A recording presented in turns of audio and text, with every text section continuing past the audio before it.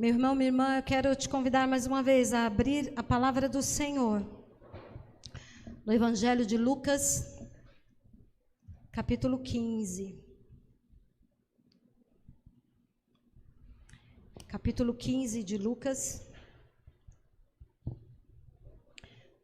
Nós vamos ler do versículo 8 ao versículo 10.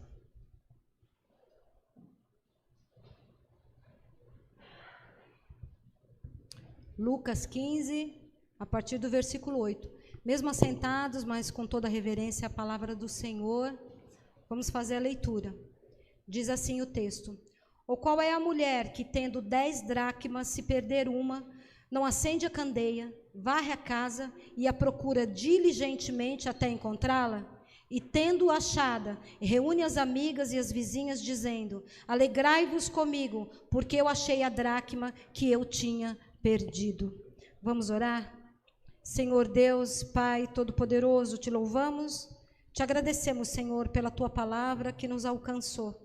E te pedimos, ó Deus, em nome de Cristo Jesus, que ela possa encontrar em nossos corações terra fértil, onde ela possa germinar e onde ela possa frutificar, Senhor, e que nós possamos compartilhar em todos os lugares onde nós estivermos, por meio do nosso testemunho, Senhor, aquilo que nós temos aprendido da tua parte. Te louvamos e te bendizemos em nome de Cristo Jesus. Amém e amém. Meu irmão, minha irmã, nessa altura do campeonato, nessa altura do ministério de Jesus, ele já era muito conhecido. E havia uma crítica muito grande sobre Jesus, sobre o ministério de Jesus, de que ele andava com pessoas mal faladas, de que ele se sentava à mesa com pessoas de reputação duvidosa. E aí Jesus, para responder a essa acusação dos fariseus, Jesus então conta 3 parábolas, que nós encontramos aí no capítulo 15 do Evangelho de Lucas. Jesus conta a parábola da ovelha perdida, ele conta a parábola da dracma perdida e ele conta a parábola do filho perdido. E só nesse preâmbulo nós já aprendemos tantas coisas. Nós aprendemos que Jesus era uma pessoa. Eu não vou nem falar do Deus que Jesus era, eu vou falar da pessoa, porque quando a gente fala do Deus que Jesus era, fica muito distante, parece que é uma coisa inatingível, né? E realmente não podemos ser a divindade que Jesus era, mas o homem que Jesus foi, a pessoa que Jesus foi, isso é possível sim a cada um de nós. Então eu vou falar da pessoa que Jesus era. Jesus era uma pessoa que, diante dos pecadores, que diante daqueles que faziam más escolhas na sua vida, diante daqueles que erravam o caminho, Jesus não os humilhava, Jesus os corrigia, Jesus ensinava, mas em amor. Jesus usava da didática para poder ensinar aquelas pessoas, mostrar para aquelas pessoas que o caminho que elas estavam seguindo era um caminho de morte. E após essa didática, após esse ensino, Jesus oferecia o caminho. Não é só, porque às vezes é muito fácil a gente apontar os erros de alguém, ou mostrar os erros para alguém, mas não mostrar o caminho que ele pode seguir para consertar aquilo. Só fazer os apontamentos, olha, isso está errado, aquilo está errado, tá, mas e o que eu faço com isso? Porque eu acredito, sinceramente, e eu não quero acreditar também que eu esteja sendo simplória demais, ou ingênua demais, mas eu acredito que as pessoas não erram de propósito. Eu acredito que as pessoas erram porque elas acreditam que estão fazendo corretamente. Então é necessário, é preciso que alguém mostre para essas pessoas: olha, o caminho não é esse, o caminho é aquele. Não adianta também só dizer qual caminho não seguir, é preciso apontar o caminho a ser seguido. E Jesus fazia isso. Jesus mostrava com amor, didaticamente, o que estava errado na vida das pessoas e apontava o caminho, dava oportunidade da mudança e da transformação de vida, da transformação de caráter, da mudança de rumo, da conversão. E nós precisamos, então, aprender com Jesus. Semana passada nós falamos sobre legado. Legado, né? Aquilo que as pessoas deixam em nós. Jesus deixou muitas coisas em nós. Nós precisamos, então, aprender com Jesus e seguir pelos mesmos caminhos de Jesus. Temos que buscar ser e fazer quem Jesus foi e o que Jesus fez. Tem um livro com o seguinte título: Em meu lugar, o que faria Jesus? Mas essa é uma pergunta que nós temos que nos fazer todos os dias, diante das circunstâncias que nós enfrentamos. Em meu lugar, o que faria Jesus? E se nós formos bem honestos nas nossas respostas, nós vamos ver que nós estamos fazendo muitas coisas, que nós estamos dizendo muitas coisas que Jesus não diria e que Jesus não faria. Então vamos voltar aí para o texto. O texto diz então que uma mulher perdeu uma dracma, perdeu uma moeda, perdeu algo de grande valor. E diz o texto que essa mulher se empenhou na procura dessa moeda, porque ela sabia a importância que aquela moeda tinha para ela. Alguns estudiosos dizem que essa moeda, ou que esse cuidado dela em achar essa moeda, foi porque uma dracma representa, ou representava naquela época, um dia de trabalho. Era o valor de um dia de trabalho. E nós sabemos o quanto custa perder um dia de trabalho. Mas há também uma outra corrente de estudiosos que diz que, na verdade, a grande preocupação dessa mulher é porque na cultura da época as mulheres casadas usavam um colar, e nesse colar eram penduradas 10 moedas, 10 dracmas. Então o fato dela perder uma dessas dracmas significava que ela estava perdendo a condição dela de mulher casada perante a sociedade. Mas eu acho que para a gente aqui não importa muito, seja pela questão financeira, ou seja, pela questão social. O que importa para nós é entendermos que a mulher perdeu algo que lhe era precioso, que ela perdeu algo que era de valor, e que ela sabia, ela reconhecia o valor do que ela havia perdido, e ela sabia que ela precisava fazer algo para recuperar o que ela havia perdido. Então essa mulher, como diz o texto, começa a procurar diligentemente por essa moeda, por isso que ela havia perdido. E eu quero então que nós pensemos aqui nessa dracma ou nessa moeda como algo importante nas nossas vidas. Algo que é importante, algo que é de valor na sua vida, na sua família, dentro da sua casa, na sua vida pessoal. Algo que é importante, que você tem percebido que tem se perdido, ou que você percebeu que já se perdeu. E nós vamos aprender então com essa mulher pelo menos 2 lições muito valiosas. Certamente nós encontraríamos muito mais, mas nessa noite nós vamos olhar apenas para 2 lições. Essa mulher nos ensina que dracmas ou valores, ou coisas que nos são importantes, podem ser perdidas dentro de casa. E aí você pense na sua casa enquanto lugar físico, e você pense na sua casa espiritual, na sua relação com Deus, na sua relação com o outro. Quando nós nos recolhemos na intimidade da nossa casa, só quando nós estamos lá dentro das 4 paredes, é que nós realmente somos verdadeiramente a pessoa que nós sabemos, ou a pessoa que só nós conhecemos. Enquanto nós estamos no ambiente social, nós estamos usando as nossas máscaras. Ou a máscara de alguém muito realizado, ou a máscara de alguém muito feliz, ou a máscara de que está tudo bem, ou a máscara do crente perfeito. Nós estamos usando as nossas máscaras. Mas lá, quando a gente se recolhe dentro do nosso quarto, em 4 paredes, ali a gente se desmascara, né?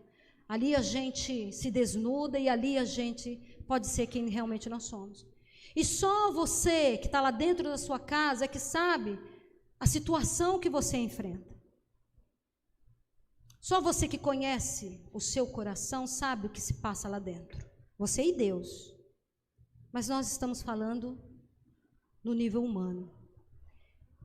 E é lá, né, dentro das 4 paredes, quando a gente encara a realidade da nossa vida, quando a gente olha para as coisas como elas realmente são, é que nós percebemos que alguns valores, algumas coisas importantes podem ter se perdido ou estão se perdendo. E isso acontece, meu irmão, minha irmã, em centenas de milhares de lares por esse mundo afora. E centenas de milhares de pessoas por esse mundo afora. Valores como respeito estão sendo perdidos. O respeito no sentido do que é ou de quem tem autoridade. Esse respeito tem sido perdido. As pessoas não querem mais saber, as pessoas não querem viver mais o princípio da autoridade. A palavra nos fala sobre o princípio de autoridade. Você pode anotar para ler depois, Romanos 13, do 1 ao 7, e 1 Timóteo, capítulo 2, do 1 ao 2. Princípio de autoridade. Nós precisamos reconhecer as autoridades estabelecidas sobre nós e respeitá-las. Não precisamos concordar, mas precisamos respeitá-las. É a condição mínima para vivermos em sociedade, para vivermos numa comunidade. Além disso, dentro de casa também. Muitos filhos não respeitam mais os seus pais. As coisas estão se invertendo. E nós precisamos resgatar esses valores que estão se perdendo. Sabe por quê? Porque isso tudo reflete na sociedade. Quando dentro de casa, desde pequena, a criança não aprende o que é respeitar uma autoridade, ela vai para a escola e ela não respeita o professor. Ela vem para a igreja e ela não respeita o pastor ou a pastora.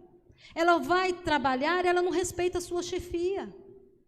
Ela vai crescendo e ela não respeita nenhuma autoridade sobre ela. Então, nós temos que nos atentar para o princípio da autoridade, para o respeito. Precisamos ensinar as nossas crianças. Um outro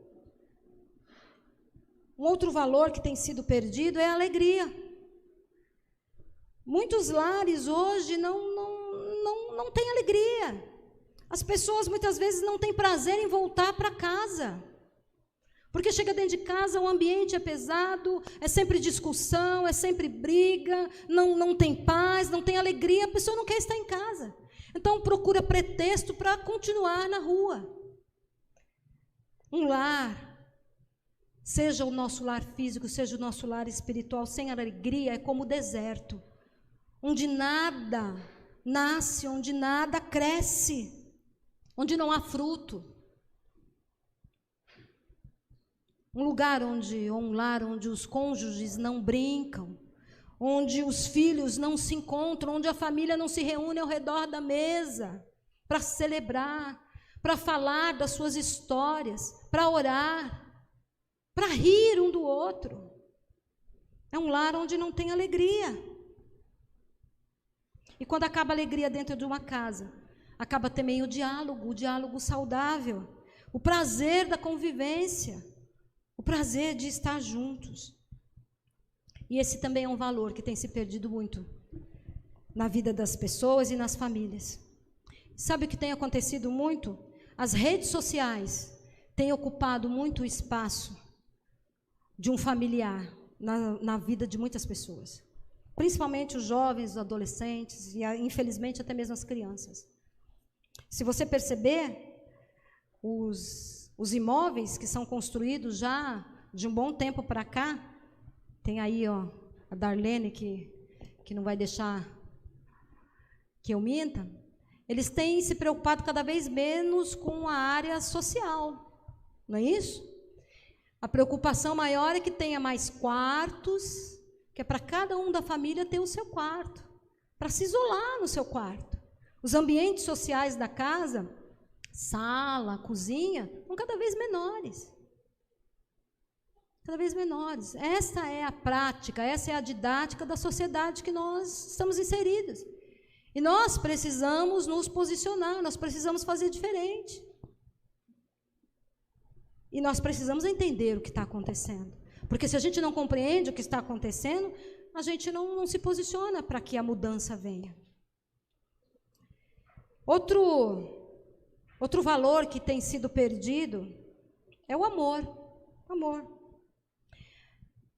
A palavra de Deus já profetiza que haverá um tempo em que o amor se esfriará. Do coração de muitos, não do coração de todos, mas do coração de muitos. Está lá em Mateus 24, no versículo 12. E diz também que isso vai acontecer porque o pecado vai se multiplicar. As iniquidades se multiplicarão e por isso o amor se esfriará do coração de muitos. Infelizmente, há muitas pessoas, muitas famílias vivendo sem afeto.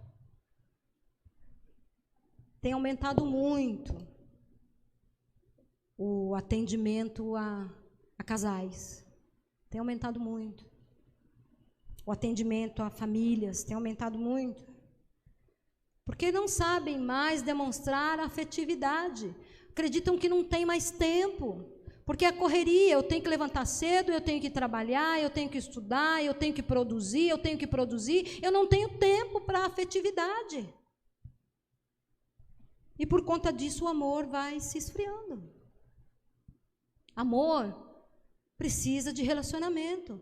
Relacionamento é que gera intimidade. Já foi dito aqui. Mas tem muitos casais vivendo como dois estranhos dentro de casa.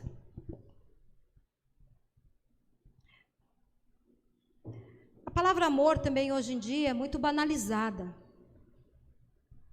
Para muitos, amor tem a ver com sexo. E, na verdade, a relação sexual ou o ato sexual, na verdade, é consequência do amor. Mas, infelizmente, hoje em dia, isso é banalizado. Tem muita gente barganhando amor.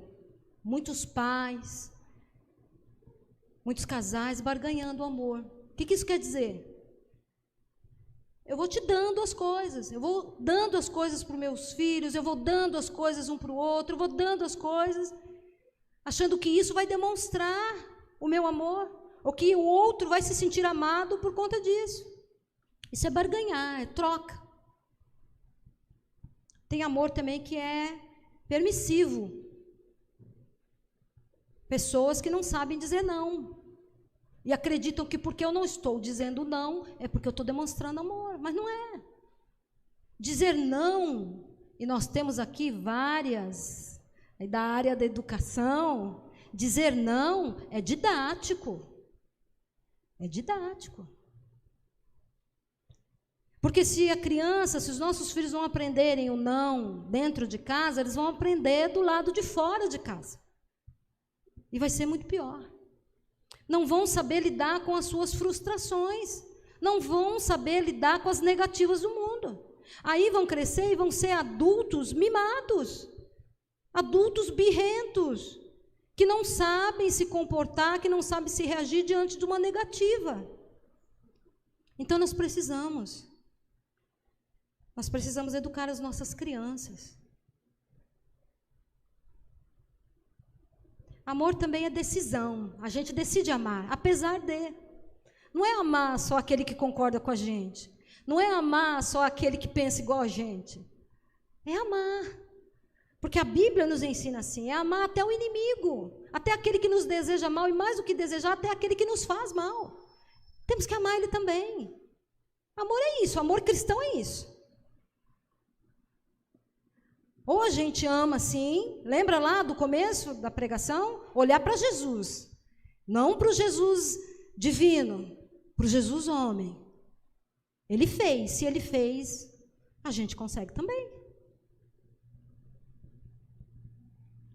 Amar pressupõe ação, pressupõe atitude, de ir ao encontro do outro, de acolher o outro, de ajudar o outro na caminhada, de estender a mão.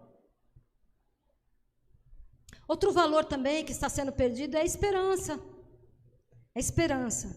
Sem esperança o homem morre, sem esperança a humanidade morre. A esperança alimenta a fé e a fé alimenta a esperança. Mas o que tem acontecido é que muitas vezes nós deixamos que as circunstâncias que nos cercam nos dominem. E a gente vai perdendo a esperança vai acabando, a esperança vai se esvaindo, e a gente vai dizendo, não, isso não tem jeito, não, essa situação não vai melhorar, não, eu já fiz tudo o que eu podia, as coisas vão continuar assim, e a nossa esperança vai morrendo, e junto com ela a nossa fé.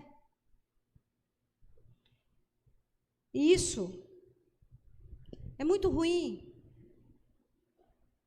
A gente permitir que as circunstâncias dominem a nossa vida, a nossa visão de mundo.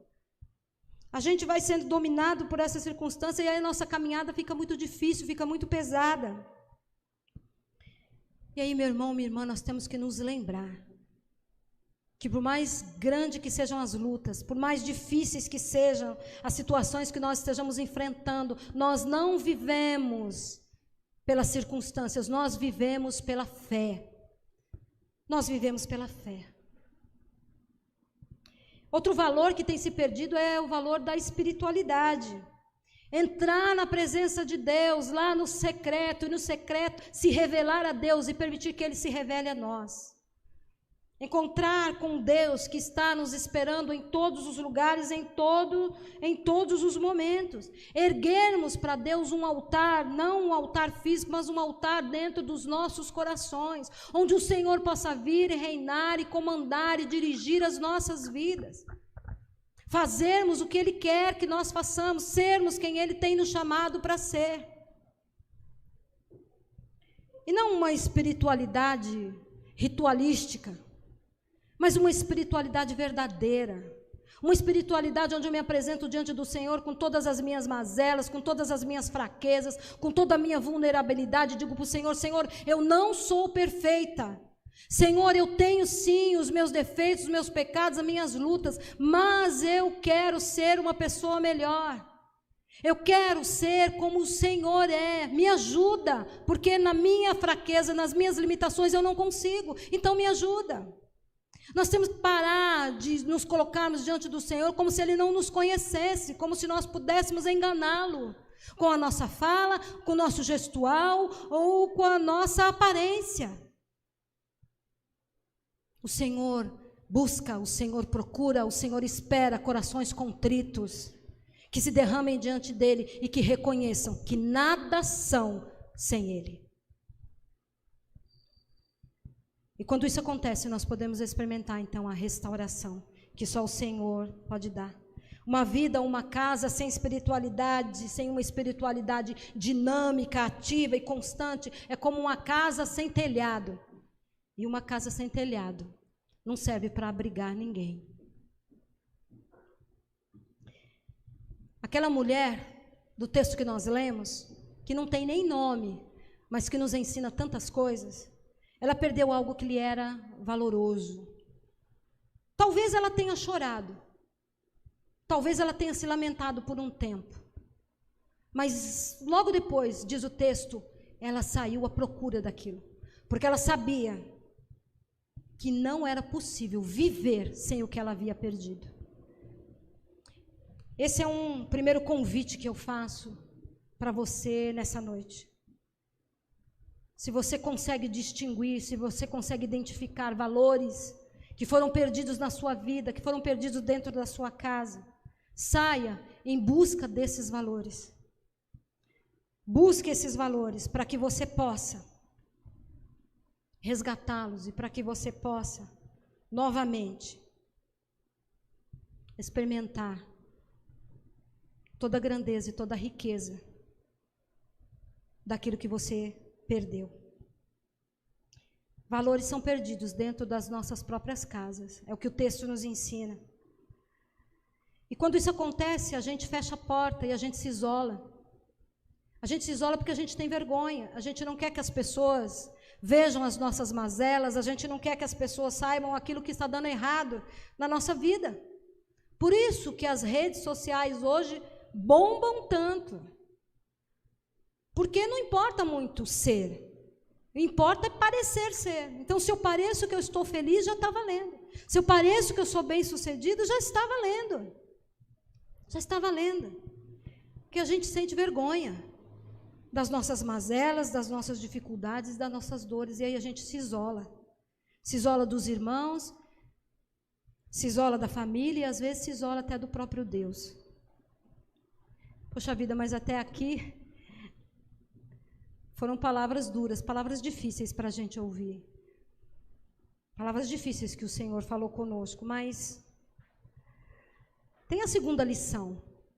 E a segunda lição é que se dracmas são perdidas dentro de casa, na segunda lição nós aprendemos que as dracmas, os valores, eles podem ser encontrados dentro de casa também. Eles podem ser reencontrados.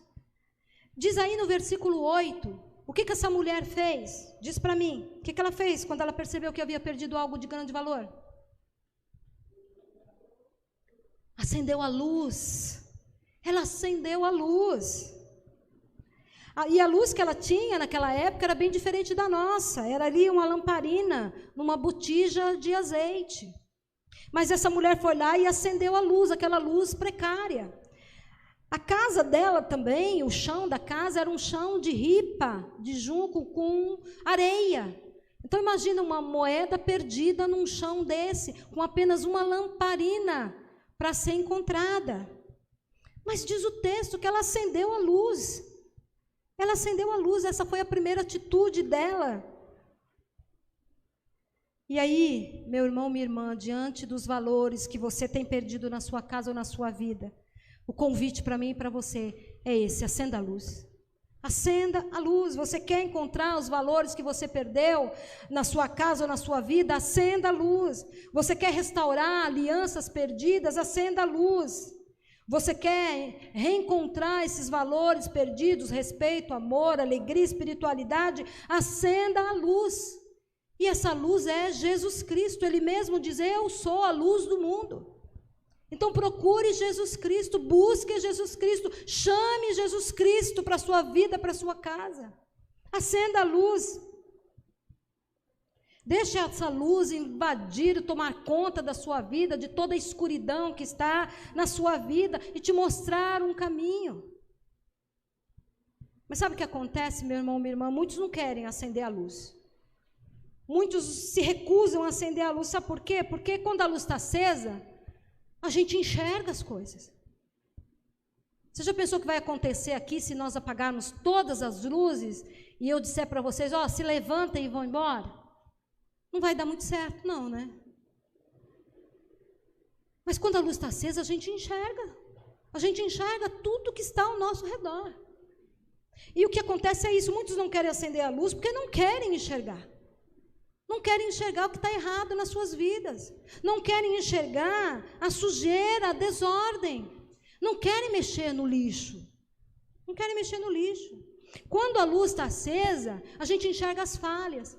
E aí a gente pensando numa casa, quando a luz está acesa, a gente enxerga uma rachadura que possa ter lá na parede. A gente enxerga uma pintura mal feita. A gente enxerga o desgaste do piso. Com a luz apagada, a gente não enxerga nada disso. Somente com a luz acesa.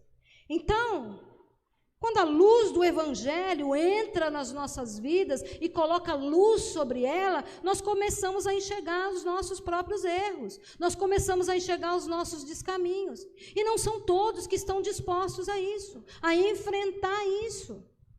Jesus joga luz sobre os nossos enganos, sobre os nossos pecados, sobre os nossos erros. Mas lembra, tudo que Jesus faz é com propósito didático, de nos ensinar. Tudo que Jesus faz é com amor. Não é para nos expor, não é para nos envergonhar. É para nos ajudar a encontrar o caminho. É para nos ensinar, é para nos oferecer salvação. Ou para nos impedir de perdermos a nossa salvação, de perdermos a vida eterna. Por isso que Jesus vem e mostra, a própria palavra diz que Deus só corrige a quem Ele ama. Então, as correções do Senhor sobre a nossa vida são gestos de amor, são declarações de amor de Deus para nós. E por isso o Senhor nos enviou o Espírito Santo, para que o Espírito Santo nos oriente, para que o Espírito Santo seja esse canal que nos mostra, que nos direciona, que nos ensina, que nos exorta, que nos convence. É o Espírito Santo, para que nós possamos enxergar as nossas carências, que nós possamos enxergar a nossa posição de doentes que precisam de cura, de perdidos que precisam ser encontrados. Só com essa luz acesa é preciso ver todas as dores, todos os medos, todas as escolhas equivocadas e todo o lixo. Só com a luz acesa dá para ver tudo aquilo que está quebrado, que precisa ser consertado, ou tudo aquilo que não serve mais e que precisa realmente ser jogado fora. Somente com a luz acesa a gente vai poder ver todas as mentiras que nós temos alimentado. E nós temos que tomar muito cuidado, numa era aí de fake news, nós precisamos tomar muito cuidado com as mentiras. Nós conhecemos, né, o dito popular, que às vezes uma mentira é contada ou é repetida tantas vezes que ela acaba se tornando uma verdade. Então nós precisamos tomar muito cuidado.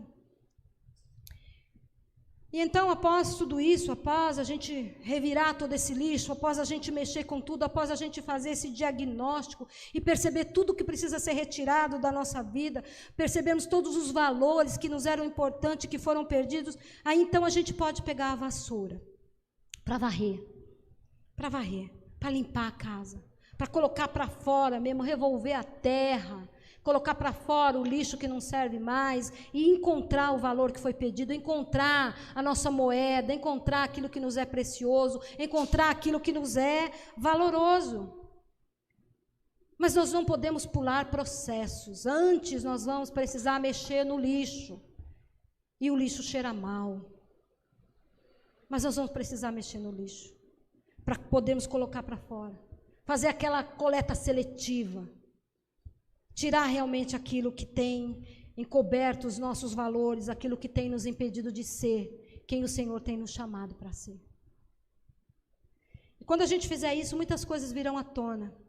É um processo doloroso, é um processo muitas vezes longo, mas é um processo necessário, é um processo libertador, é um processo que vai trazer sobre as nossas vidas paz, é um processo que vai trazer sobre as nossas vidas a alegria perdida, a esperança perdida.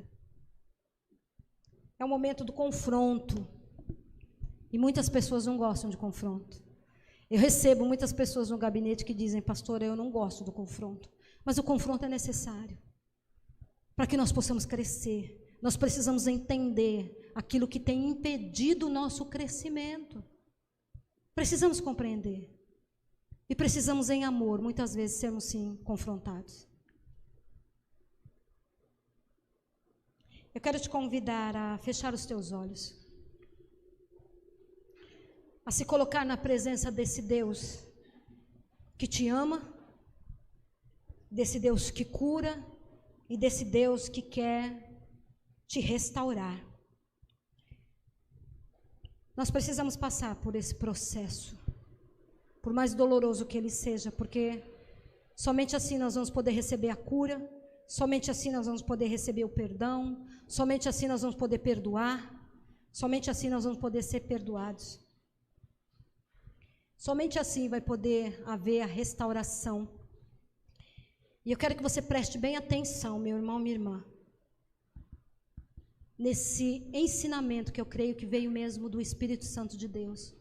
Quando a gente fala de restauração, restauração tem o significado de levar algo ao seu estado original, que algo volte a ser como era antes. Então, quando a gente fala em restauração, se a gente pensar na nossa vida terrena, nós não estamos dizendo, ou pelo menos não deve ser isso que nós devamos dizer, para que volte a ser a nossa vida como era antes, não. A restauração que nós temos que buscar e clamar ao Senhor é da imagem e da semelhança dele perdida lá no Éden. É isso que nós temos que pedir que o Senhor restaura, Deus, a tua imagem e a tua semelhança que eu perdi, que a humanidade perdeu lá no Éden por conta do pecado. Essa restauração que nós temos que buscar nas nossas vidas. Essa restauração que o Senhor quer nos dar e que o Espírito Santo de Deus quer nos ajudar a encontrar. Você vai ouvir uma canção agora. Enquanto você ouve essa canção, o convite para mim e para você é de se derramar na presença do Senhor. Confessar mais uma vez os seus pecados. Dizer para o Senhor os valores que você tem perdido e pedir a Ele a restauração que só Ele pode dar.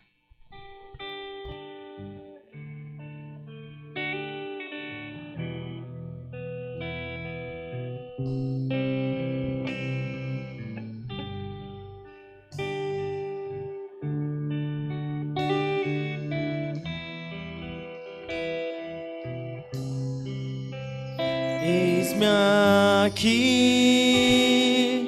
outra vez diante de ti, abro meu coração, eu clamo, tu escutas e fazes cair as barreiras em mim. És fiel, Senhor, e dizes palavras de amor e esperança sem fim. Ao sentir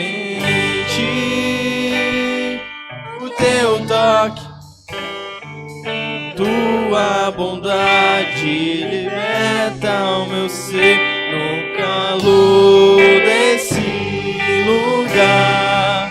Eu venho me derramar, dizer que te amo, me derramar, dizer te preciso, me derramar, dizer que sou grato, me derramar, dizer que és formoso.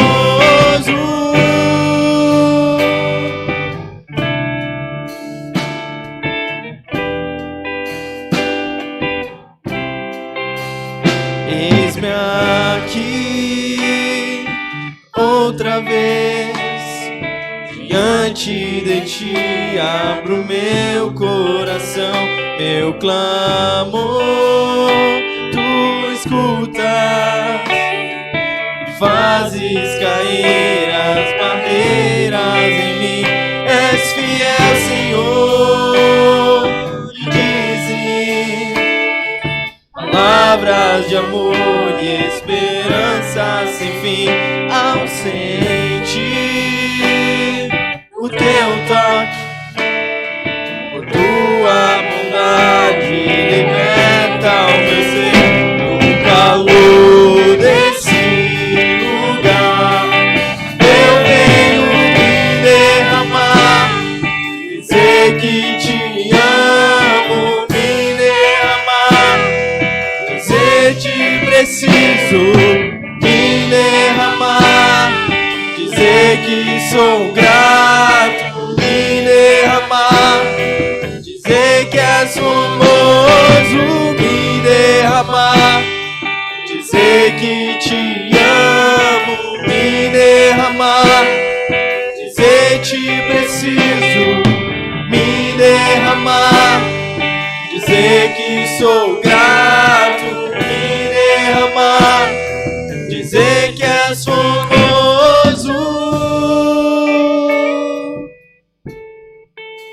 Deus de amor, Deus de graça e de misericórdia, essa é a nossa oração, Senhor.